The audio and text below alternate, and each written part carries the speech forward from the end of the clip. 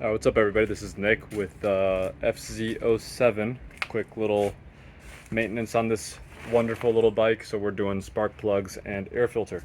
Now this is just a few tips on the spark plugs. Again, looking at what I saw online and what I'm seeing here in the job. Just wanted to share a couple quick tips. So first of all, the tank does not need to be completely removed. Don't go unplugging the gas line.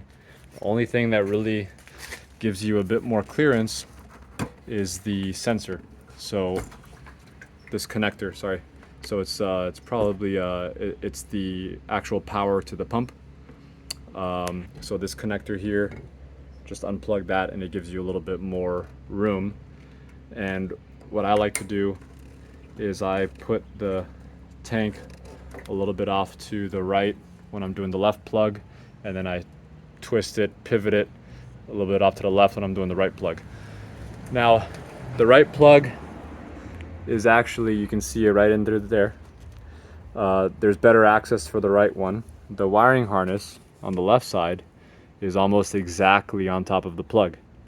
Now, an extension with a joint, a flex joint on the bottom is the way to go. And then to pull this one out, I thought I was gonna have to remove this tray. I actually think if you have I don't have a 10mm socket right now. I'm at a remote location, but these two 10mm bolts, you'll remove this tray and it'll allow you to completely move this harness out of the way.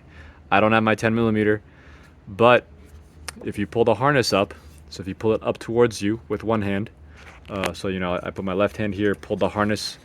See my finger here? So I pull this harness upwards towards me, and then with my other hand, with the ignition coil already loose, by pulling the harness up, that gives you just enough space to pull that coil out. So you need this much distance to get this coil out. The harness is kind of sitting on top of it, but if you pull it up, you will get enough space without having to move that harness to get this out. So that's the technique that I use to get that out.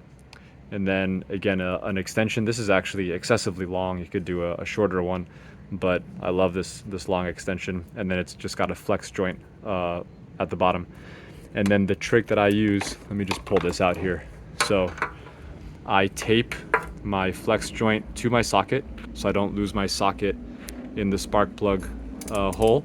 And then I put a little strip of duct tape that goes to the inside of the socket to hold the spark plug when you're removing the spark plug.